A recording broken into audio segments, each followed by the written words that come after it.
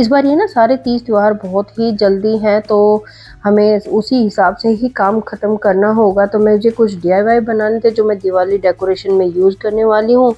तो मैंने सोचा मैं पहले जो भी डीआईवाई मुझे बनाने हैं मैं उनको एक-एक करके बना लेती हूँ जब भी मुझे टाइम लगे, और बाद में तो साफ़-सफ़ाई हो जाएगी, कभी कुछ होगा, क्योंकि हर थकान के बीच में त्योहार तो मनाया अच्छे से जाता नहीं है। तो पहले से तैयारी करेंगे तो हम अच्छे से ही त्योहार को सेलिब्रेट कर पाएँगे। तो मैंने लिया, ये मेरे पास कुछ ब्राइट येलो मतलब नियॉन येलो कलर का फैब्रिक था, वो लिया।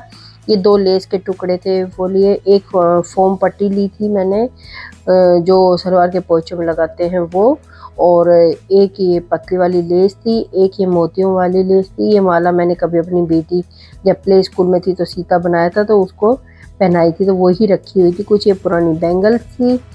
तो सबसे पहले मैंने है ना ये बैंगल्स को ही, चूड़ियों को ही तैयार करना शुरू किया। तो उसके लिए मैंने ये जो ऊन थी उसको 3-4 लेयर में कर ली थी ताकि वो जल्दी रैप हो जाए और अच्छे से रैप होए। नीचे की जो चूड़ी का बेस है वो दिखाई नहीं दे। सबसे पहले फेविकोल लगाया और एज पर, और इसको रैप करना शुरू कर दिया। ये बहुत ही ईज़िली रैप हो जाती हैं, कोई भी, चाहे कोई मोटा कड़ा हो, कुछ भी ले सकते हो सर्कल वाली चीज़। मेरे पास तो बैंगल थी तो मैंने इन्हीं का ही यूज़ कर लिया था।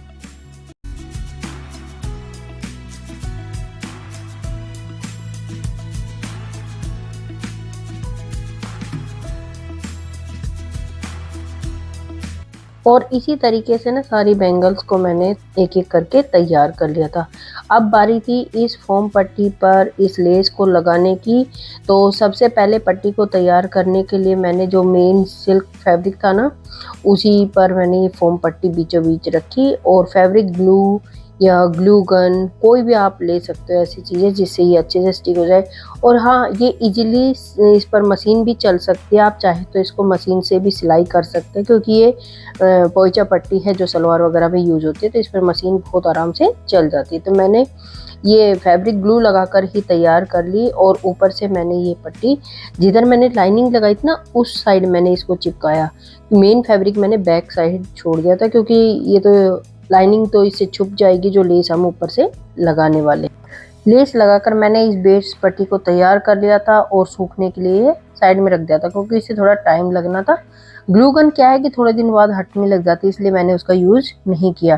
फिर मैंने जो धागे के ख़त्म हो जाते हैं, ये गत्ते का रोल होता है ना एक पतला सा, उसके छोटे टुकड़े कट कर लिए थे। इनसे मैं वो ऊन वाले मोती बनाने वाली हूँ, इसलिए मैंने इसको छोटे-छोटे पीसेज़ में कट कर लिए थे। क्या था कि इसके अंदर का जो सर्कल था ना वो बिल्कुल परफेक्ट था उस मोती को बनाने के लिए, तो मैंने इसी का यूज़ किया। और मैंने बताया कि मेरे पास सिलाई का काम है, तो धागे के खाली बहुत सारे रोल हो जाते मेरे पास। फिर मैंने सुई में इस ऊन को डालकर और उन जो छोटे-छोटे टुकड़े काटे थे उनके ऊपर पूरा भर लिया था, और मोती बनकर तैयार हो गए थे। फिर जो एक और लेस का टुकड़ा था उसमें मैंने छोटे-छोटे ये सर्कल कट कर लिए थे, ये मिरर लगे हुए थे, बहुत ही अच्छे थे। तो इन बैंगल पर मुझे उसे यूज़ करना है। उससे पहले मेरे पास एक ये लेस थी, इसमें मैंने छोटे-छोटे कट लगाए थे ताकि मैं ईज़िली इन चूड़ियों पर उस लेस को लगा सकूँ, क्योंकि अगर स्ट्रेट होगी तो वो मोड़ने में दिक्कत करेगी, इसलिए छोटे-छोटे कट आप लगा सकते हो। और इस तरीके से इस चूड़ी को तैयार कर लेंगे लेस लगाकर।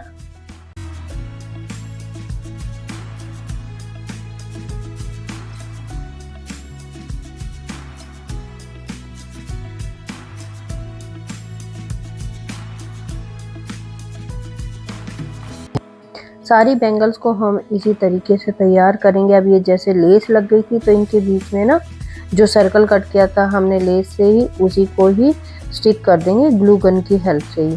क्योंकि ग्लू गन है ना, क्या है कि हाथों हाथ सूख जाता है तो ज़्यादा दिक्कत नहीं होती। आपकी मर्ज़ी है आप किस चीज़ का यूज़ करें। और ये सारी चूड़ियाँ मैंने इसी तरीके से तैयार करके एक तरफ रख दी थी।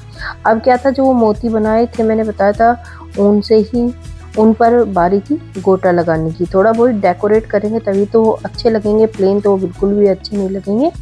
तो मैंने इसके अंदर से ना गोटा एक सुई में डाल दिया था, और इस पर थोड़े डिस्टेंस पे उस गोटे को लगाकर और इन सारे मोतियों को तैयार कर लिया था।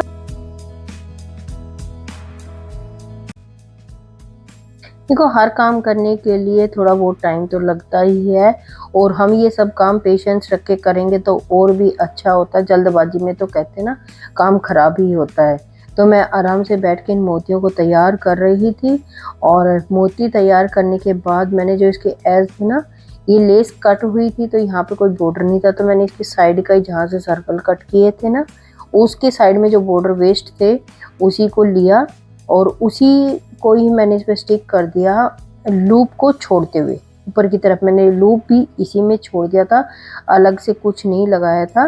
थोड़ा सा बैक की तरफ फोल्ड किया और थोड़ा सा ऊपर की तरफ छोड़ते हुए एक लूप भी तैयार कर लिया था।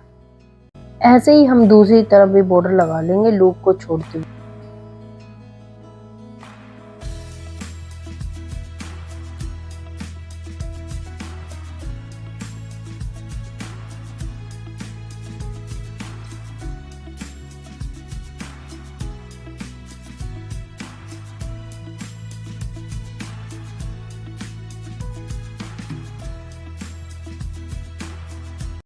और फिर मैंने ये जो सारी चीज़ें तैयार की थी उनको मेन बॉर्डर पर लगाना शुरू किया। इस लेस के ऊपर जो मिरर के सर्कल बने हुए ना, उन्हीं के नीचे मैंने इन चूड़ियों को टांगना शुरू किया। ये ऊन से ही मैं लगा रही हूँ क्योंकि इससे अच्छी मजबूती रहेगी, ना ही तो ये खुलेंगे और ना ही ये हटेंगे। तो इन चीज़ों को, चूड़ियों को लेकर मैंने इस पर एक तरफ से हैंग किया, फिर दूसरी तरफ मैंने मोतियों से तैयार कर लिया।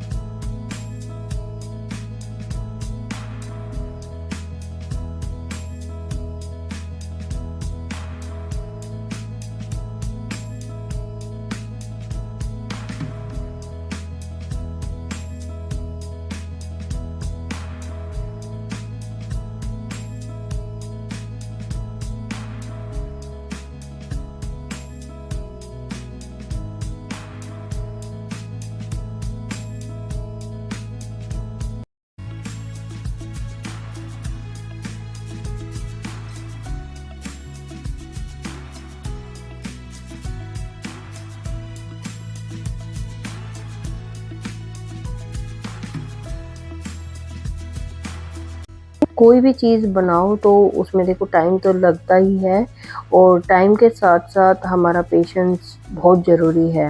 बाज़ार से तो हम देखो एक दिन में जाके कुछ भी खरीद के ला सकते हैं, ज़्यादा से ज़्यादा में आधा घंटा लगेगा। लेकिन जो अपने हाथ से बनाकर चीज़ें लगाई जाती है ना, उनकी खुशी तो अलग ही होती है, और वो बहुत अच्छी भी लगती है जब फेस्टिवल पे अपने खुद से बनाई हुई चीज़ें सजाई जाती हैं। तो थोड़ा बहुत तो कर ही लेते हैं, ज़्यादा नहीं, तो जितना हमें आता है वही चीज़ मैं आपके लोगों के साथ भी शेयर करती रहती हूँ।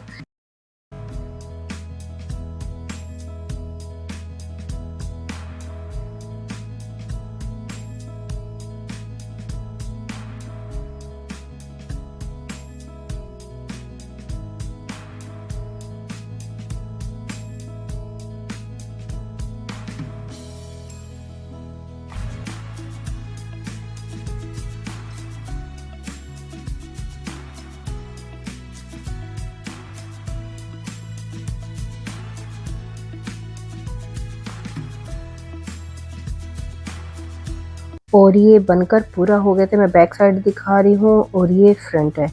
ये बहुत ही अच्छे लग रहे थे मोती बनने के बाद भी, और धीरे धीरे सारे जो बैंगल्स हैं हम इसी तरीके से इसे अटैच कर लेंगे जो हमने बॉर्डर तैयार किया था।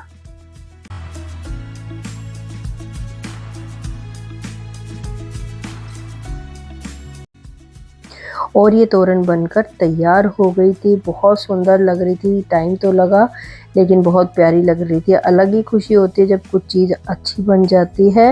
ये बहुत ब्राइट येलो कलर की थी लेकिन मेरा जो कुर्ता था वो भी येलो कलर का था तो उसमें मर्ज हो रहा था, तो मैंने डार्क कलर पे रख के आपको मैं दिखा रही हूँ। इसमें बहुत सारे शीशे थे, ये लेस पे ही थे, मैंने कुछ अटैच नहीं किए इसमें।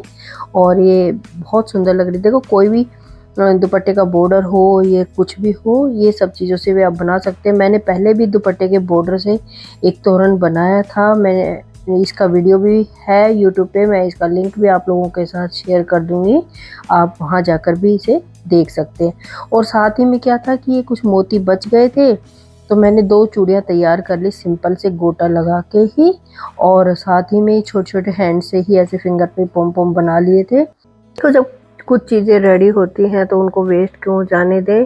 और मैंने ये छोटे इसलिए बनाए क्योंकि जितना सामान मेरे पास बचा था मैंने उन्हीं का यूज़ किया। फिर सोचा इनको कहाँ पे हैंग करूँगी, तो मैंने मंदिर के लिए तैयार कर लिए थे क्योंकि मंदिर पे छोटे ही लगते हैं, ज़्यादा बड़ा तो पूरा मंदिर को कवर कर लेता है।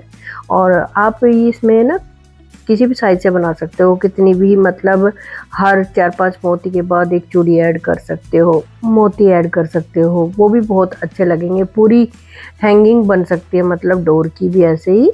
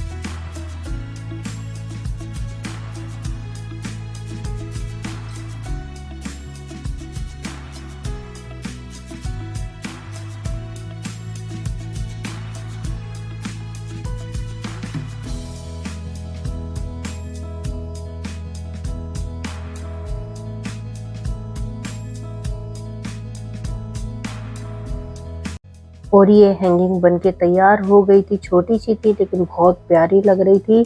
इसी तरीके से मैंने दूसरी भी चूड़ी तैयार करके रखी हुई है, उससे भी दूसरा वॉल हैंगिंग बनाकर तैयार कर लूँगी। मैं ये तोरण बाहर रख के आपको दिखा रही हूँ, लेकिन जो सनलाइट है वो इनके शीशों पे इतनी ज़्यादा आ रही है कि इसका कलर मतलब जो रिफ्लेक्ट हो रही है ना लाइटिंग, उसमें मर्ज हो रहा है। लेकिन ये बहुत सुंदर लग रही थी। कमेंट करके तो ज़रूर बताना कि आपको कैसी लगी ये मेरा वीडियो। और इस तरीके के वीडियो मैं आगे भी आपके साथ शेयर करती रहूँगी दिवाली डेकोरेशन के लिए, जो भी DIY बनाऊँगी।